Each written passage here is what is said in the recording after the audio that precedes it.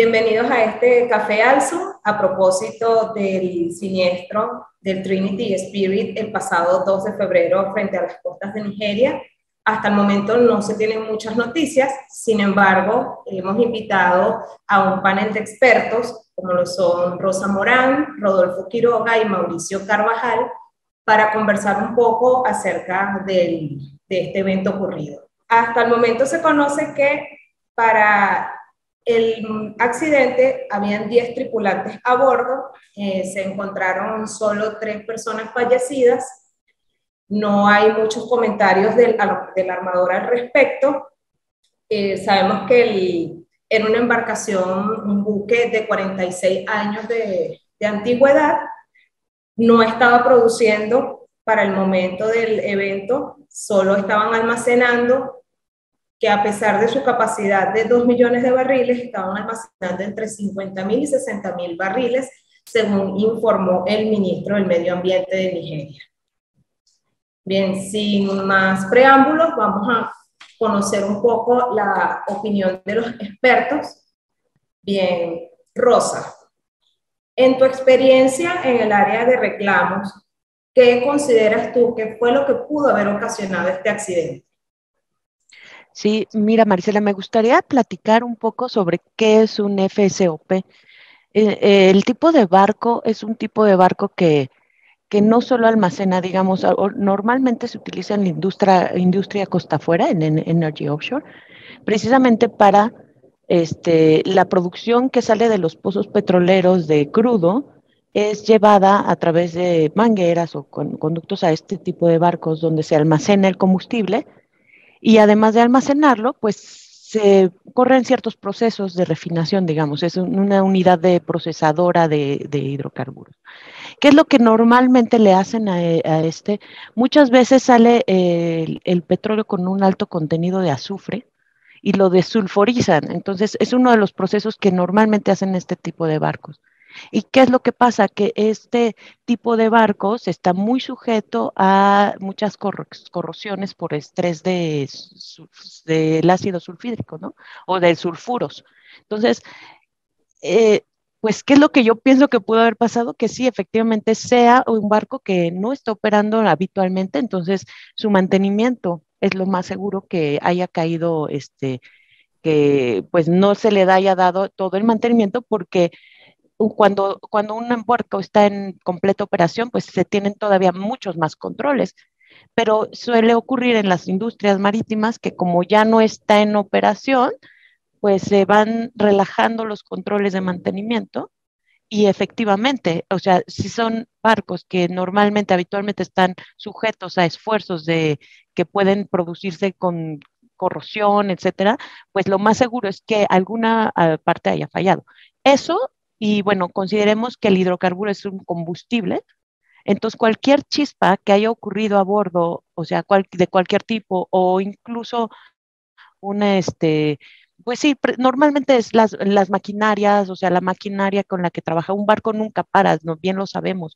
Un barco, aunque parezca que no está haciendo nada o no está produciendo o no está corriendo estos procesos y únicamente se utiliza para almacenamiento, el barco sigue operando y sigue estando con este tipo de cosas, ¿no? Entonces, pudo haber ocurrido algún accidente de algo. Normalmente en la industria de petróleos, pues todo lo que son las reglamentaciones para evitar accidentes, pues son muy estrictas, porque estamos nuevamente hablando de hidrocarburos que en cualquier momento se pueden derramar, causar una desastre ecológica, o se pueden también lo que puede pasar es que pueden ocurrir este tipo, que con cualquier chispa, algo que no haya estado el mantenimiento, etcétera, alguna bomba que sin querer no haya funcionado, etcétera, y que produzca una chispa y pues ya se incendia todo y viene la explosión.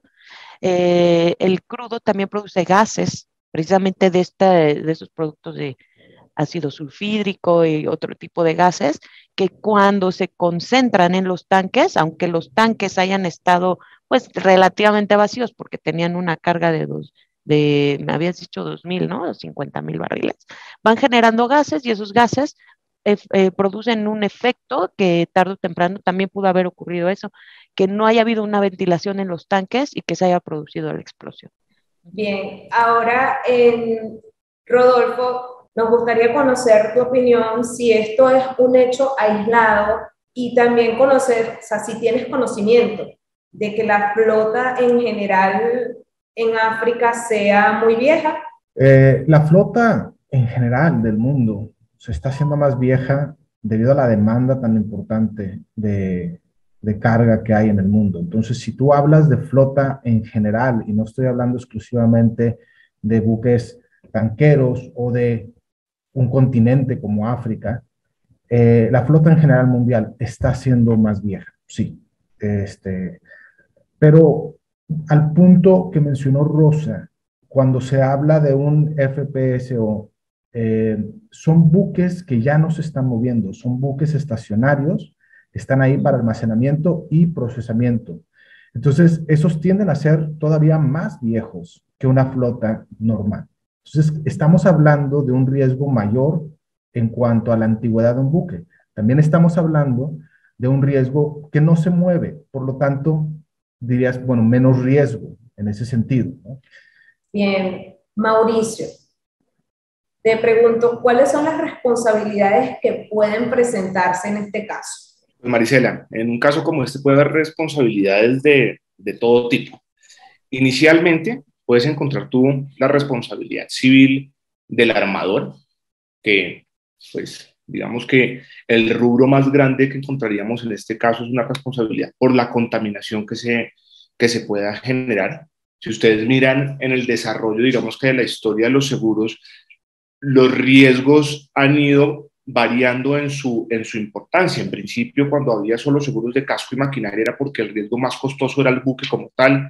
Después aparecen los P&I porque lo más riesgoso es la contaminación. Y si ustedes miran, digamos, en los P&I ya no hay devoluciones de codes porque esos codes que sobran, usualmente así es la teoría, lo meten dentro del fondo para cubrir precisamente estos daños de responsabilidad civil por contaminación. Entonces, digamos que el rubro más grande que vamos a encontrar acá es un rubro de contaminación. Pero eventualmente el armador, que en la mayoría de los convenios y en las leyes aparece como el propietario registrado, pero eso podría ir cambiando dependiendo de la situación, podría también responder ante el dueño de la carga, porque pues si la explosión ocurrió como consecuencia de una responsabilidad del armador, también tendrá que responderle a él. Puede haber temas donde la embarcación, como aparentemente es en este caso, está por fuera de su estado de navegabilidad. Entonces ahí también va a haber un tema donde inclusive en algunas jurisdicciones van a encontrar que hay un tema de gross negligence por no haberle hecho el mantenimiento. Pero si tú miras, aquí hay una cosa, y que eso aparece, digamos, muy claro en el caso del Prestige, hay responsabilidad penal. Inclusive puede haber gente que termine presa, hay responsabilidad administrativa, va a haber sanciones. Entonces, desde el punto de vista de la responsabilidad, va a haber una cantidad de capítulos y hay una cosa que hay que tener en cuenta y es que si en principio uno va a pensar en el armador, pues también vamos a poder encontrar que puede que el responsable sea otro, algún operario, inclusive el dueño de la carga podría llegar a ser responsable por la ocurrencia del siniestro. Eso pues ya sería resultado de la investigación que se haga. Gracias, Mauricio. Bien, Rodolfo, en cuanto a cuando has suscrito alguna vez un riesgo similar a este, ¿qué solicitudes pudieran hacer con frecuencia los armadores? Específicamente a tu pregunta, ¿qué tipo de requisitos nos piden para asegurar este tipo de embarcaciones? Bueno, obviamente, como te decía, el objetivo de esto es el almacenaje, entonces es considerado una acumulación de producto offshore que va a estar permaneciendo ahí por X tiempo. El seguro se saca obviamente por una póliza anual, pero una de las preguntas claves es la rotación del producto que tienes almacenado ahí. Esa rotación es importante saber qué tanto tiempo está ahí. Las máximas acumulaciones y normalmente no tienes un solo FPSO, embarcación FPSO, ahí tienes un grupo Entonces, es importante ver que no haya una acumulación de riesgos a la hora de tomar un seguro como este. Quisiera, Marisela, si me permites, ya que estamos aquí en modo café, hacerles una pregunta a Rodolfo y a Rosa, porque con lo que decía Rodolfo hace un momento, diciendo pues que hay pues que hay pocas embarcaciones de este tipo, se me vino a la mente hace 2 años cuando empezó la pandemia, que empezó todo el tema del crudo, que estaban mencionando pues que era más costoso el bodegaje del crudo y empezaron a hablar de cómo empezaron a almacenar crudo en embarcaciones. Yo no sé si el mercado vio algún aumento de este tipo de riesgos ahí. Y lo otro también con lo que ustedes mencionaban, los gaseros, los buques que transportan gas, pues ahí sí podemos ver más este tema del almacenamiento y del procesamiento del producto a bordo, ¿no? Lo que digo yo es que como un seguro marítimo no es algo que se ve en todas las compañías, no es algo que sea típico asegurar, porque como te digo, se ve más como propiedad, como un riesgo estático, que como un riesgo marítimo como tal, aunque esté en una embarcación. ¿Sí? Como tú mencionaste, tienes toda la razón, aunque sea un buque estático, se considera un buque. Entonces, este, eh, pero no te tengo el dato de qué tanto haya podido incrementarse, no nada más por lo que comentas tú, sino también con todos estos problemas de logística que se han dado en el mundo. Muchos buques han estado, mucha producción ha tenido que estar parada, ¿no? Y eso implica tener, tener riesgos estáticos en el mundo. Sí, Mauricio, me parece súper buena la pregunta. Y bueno, te voy a dar ahora sí que café. Aquí está mi opinión. Lo que ocurrió también fue que sí, al haber la pandemia, había mucha, o sea, había ya la producción y se detuvo porque no había tanta demanda de hidrocarburos porque se detuvo todo. Y sí se había pues corrido el rumor de que pues por lo mismo había también detenido, entonces lo usaban, había cierta expectativa y pues un poco de preocupación, te soy sincera, sobre todo en barcos petroleros, porque esa es otra cosa importante de entender, que son barcos que es especializados en transporte de hidrocarburos. Y no es lo mismo también tener un barco especializado en gasolinas que en una de productos de crudo. Entonces, también, o sea, ya vas reduciendo como esas posibilidades y sí, efectivamente, sí había el temor de que estas embarcaciones fueran utilizadas para almacenamiento y que esto, a la larga hubiera tenido que implicaciones como el tener un producto contenido en un barco y era de almacenamiento y estar haciendo como la especulación. Había momentos en que el petróleo del crudo valía más, pues una botella de agua que un barril de crudo, ¿no? O sea, ese grado llegamos y pues muchas empresas se detuvieron, pero te puedo asegurar que es muchísimo más caro almacenar ese petróleo a la expectativa de que suba el petróleo que mantenerlo así. El problema es que ya no había dónde meterlo. O sea, de todas formas, aunque quisieran, no había dónde meterlo. Esa es una parte. Y la parte del gas es diferente. La operación de gas también para buques es también diferentes. Ahí no hay tanto como procesamiento, pero sí se siguen procesos de criogénesis, o sea, se reduce el gas natural, sobre todo de gas natural, que es lo que se exporta, a niveles muy, muy bajos para que haya el proceso de licuefacción. Y en principio, dado que tienen que seguir ese proceso, pues son barcos muy seguros, a pesar de lo que uno pueda pensar.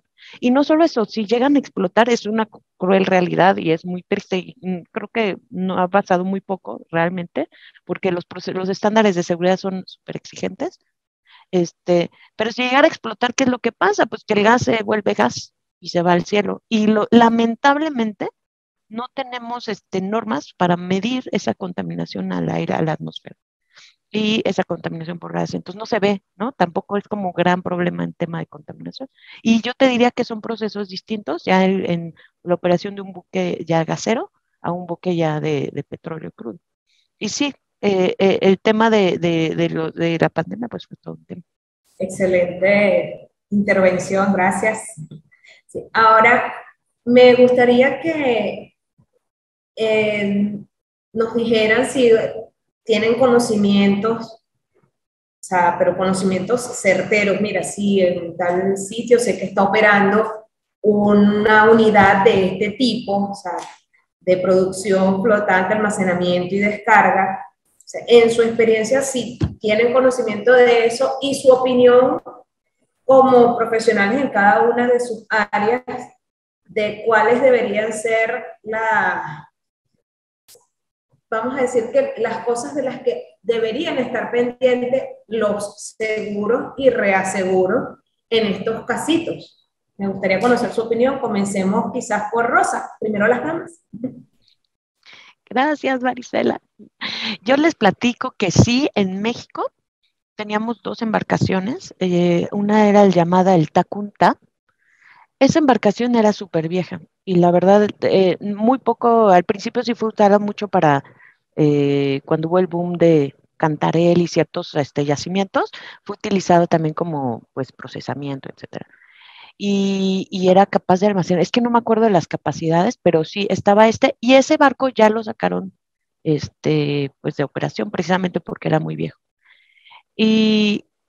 Pero quiero decirles una parte interesante. Bueno, después digamos, alternamente empezó a operar otro, que era el famoso Yuncanap, que era el señor de los mares, una cosa así en maya, ¿no? Ese es el nombre, Yuncanap. Y ese barco, sí, era como de 2 millones de barriles, una cosa así horrible. ¿Qué es lo que quiero traer con esto? Son barcos enormes, o sea, edificios flotantes grandísimos que además producen. Entonces, sí, lo que es muy importante entender son las medidas de seguridad, los estándares de seguridad que para la industria petrolera son muy altos. O sea, para que ocurra un siniestro en la industria petrolera, ya lo hemos visto que sí hay, pero son demasiado altos todas las normas que se deben de cumplir. Y entonces, en principio, pues se podría evitar los accidentes. Claro que pues por eso son accidentes y por eso llegan a ocurrir. Entonces, ¿qué es importante? Como decía Mauricio, también tomar en cuenta que son barcos que contienen una gran capacidad de almacenamiento, que si algo les pasa, va a haber una verdadera catástrofe, ¿no? Entonces, al final creo que a pesar del riesgo que es mucho, las medidas de seguridad, si son bien implementadas, en realidad mitigan muchísimo de los riesgos. Es una industria muy activa, dado el riesgo que representa, muy activa en términos de seguridad y en términos de aplicación de una serie de normatividad muy importante. Entonces, pues, la recomendación sería definitivamente, en mi caso, mi recomendación para suscripción sería sí apegar o establecer ciertas garantías con consecuencias, porque siempre digo, hay luego garantías, pero nunca dicen qué va a poder pasar si no se cumplen, pero siempre unas garantías que estén apegadas a los estándares de seguridad. Es decir, oye, si no tienes, esa es básica, ¿no? Certificado libre de gases, entonces pues no te voy a cubrir. Así de fácil y así de claro. Ese tipo de cosas. Cuestiones que estén bien, si vamos de la mano de la seguridad en la suscripción, seguramente se van a evitar muchas pérdidas. Esa sería como mi recomendación.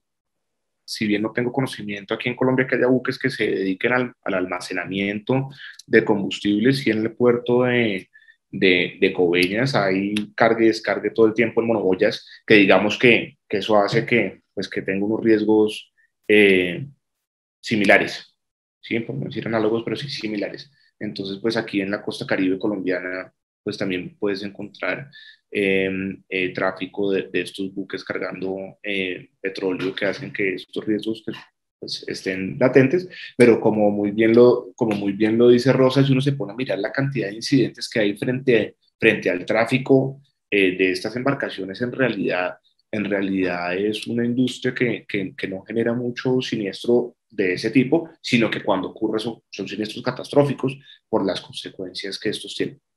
De acuerdo con Rosa y con Mauricio, y como suscriptor, bueno, sí te puedo decir, como te comentaba antes, que tengo conocimiento de casos y he asegurado casos de almacenaje, no de procesamiento, pero sí de almacenaje como tal. Y como tal, lo que nos salta inmediatamente como suscriptores es las condiciones del buque. Sabemos que es viejo, pero eso no implica que el buque esté en malas condiciones. Entonces, un peritaje y un detalle importante de las condiciones del buque es primordial para poder tener una radiografía del riesgo. ¿De qué estamos hablando? Vemos buques que tienen 10 años y están en condiciones deplorables, y vemos buques que tienen 30 años y están en perfectas condiciones. Entonces, un buque de alta edad no te dice nada. Te dice que hay más riesgo estadísticamente, pero no te dice cómo está el buque. Checar bien las condiciones del buque es primordial, y yo creo lo más importante como suscriptor. Después de eso, ya vamos un poquito más a lo que mencionaba Rosa, ¿no? Procesos, controles, manejos, mantenimiento, todo ese tipo de cosas también súper importante, súper necesario tener claridad en todo eso. Uno como suscriptor va a amarrar ciertas coberturas a ciertos controles y manejos, como decía Rosa también. O sea, es importante que si nosotros vamos a poner una garantía, porque se hace, esa garantía no puede ir en contra de lo que es la operación natural y normal del cliente. No le vamos a decir, listo, por poner un ejemplo, te vamos a cubrir robo, pero tiene que ir escoltado por militares y aviones y helicópteros.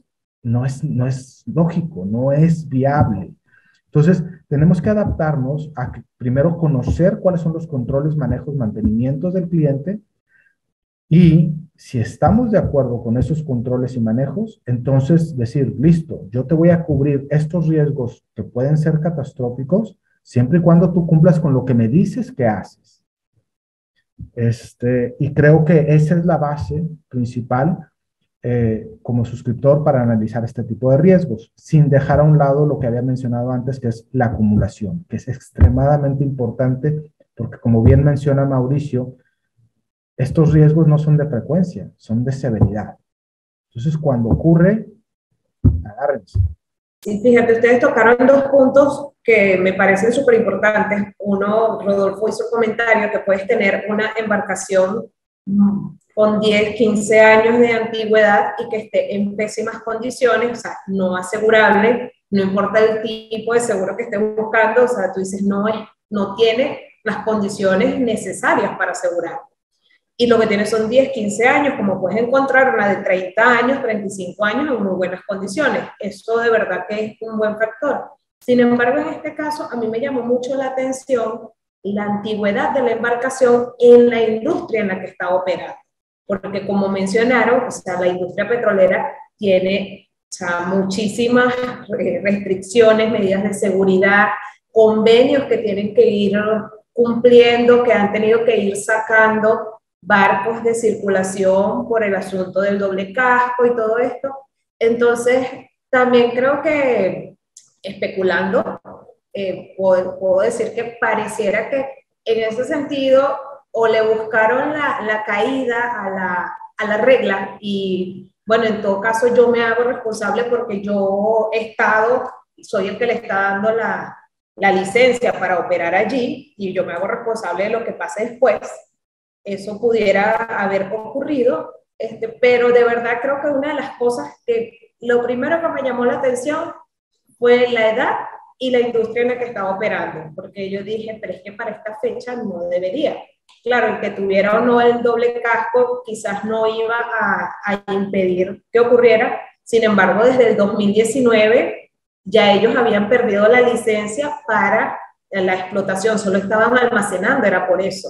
Entonces, alguna falta, alguna falla debió ocurrir allí que pone a uno a pensar si el siniestro se pudo haber evitado, quizás.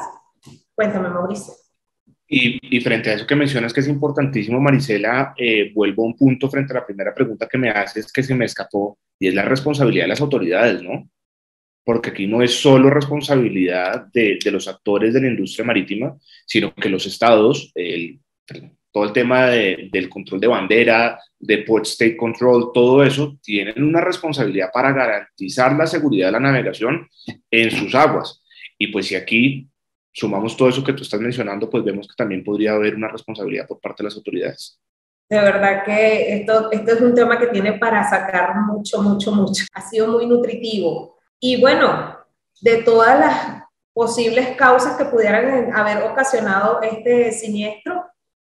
Me gustaría un breve cierre de cada uno de ustedes para ya cerrar este café por hoy. Agradeciéndole a ustedes este espacio, porque de verdad que qué rico es hablar con colegas que tienen tanto conocimiento del tema. Pues la conclusión es la que todos sabemos y es la más lógica, y es que los seguros existen porque hay siniestros y los accidentes ocurren. Lo que yo sí creo que tiene que servir de conclusión frente a este tipo de cosas es que esta es la importancia de estar asegurado y de estar bien asegurado. Y ante la cantidad de riesgos que involucran la actividad marítima, pues hay que tenerlos muy bien identificados, porque puede haber, por ejemplo, una exposición de la carga que la carga no sea consciente frente a la responsabilidad que tenga frente a otras partes y solo estén pensando en su propiedad. Otra reflexión es que hemos visto que eso es una constante desde el Marine Insurance Act, que siniestro igual exclusión. Esa tampoco debería ser, esto no se debería convertir en una exclusión de un seguro, sino en una forma de los seguros de también contribuir más bien a hacer control de riesgo, que ese control se haga en el momento de la suscripción, pues para ver si este es un riesgo que es asegurable o no, más que salir y pues suscribir un riesgo e incluirlo como una exclusión o como una garantía sin tener de verdad ese grip de la situación. Entonces, pues yo creo que la conclusión de esto es la que ha existido siempre, y es hay que asegurarse porque la actividad marítima es una actividad muy riesgosa. Totalmente de acuerdo con mis compañeros Rosa y Mauricio. Y también quisiera agradecer al Zoom por el espacio, por estas plataformas para discutir y aprender juntos de casos que vemos en el día a día. Y bueno, para mí la conclusión más importante es que todavía estamos especulando mucho, no conocemos realmente qué va a pasar, ¿no? Lo único que sabemos es que hubo una explosión, hubo un incendio, 10 personas se vieron afectadas, 3 al parecer ya las encontraron. Pero fuera de eso, apenas las investigaciones apenas comienzan. Entonces, ¿cómo se originó? ¿Qué pasó? ¿Quiénes son responsables? ¿Cómo van a proceder? ¿Qué medidas van a tomar en base a esto? No sabemos, ¿no?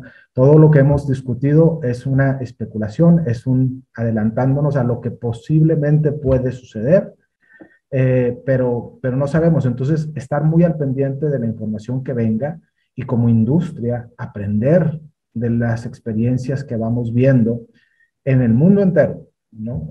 Porque todo esto se repite y se ve en todo el mundo. Entonces, vamos a estar muy al pendientes y ojalá podamos tener más discusiones como estas cuando venga saliendo más información para seguir analizando el caso con la nueva información que vaya llegando. Gracias, Rodolfo, Mauricio, Rosa, muchas gracias de verdad por su tiempo, y en efecto estuvimos conversando, era solo un café de hablar sobre este siniestro que ocurrió, y ya veremos con el tiempo cómo se desarrollan finalmente las noticias. Bien, muchísimas gracias, hasta la próxima. Gracias, hasta Gracias luego. a ustedes. Chao. Gracias. Chao.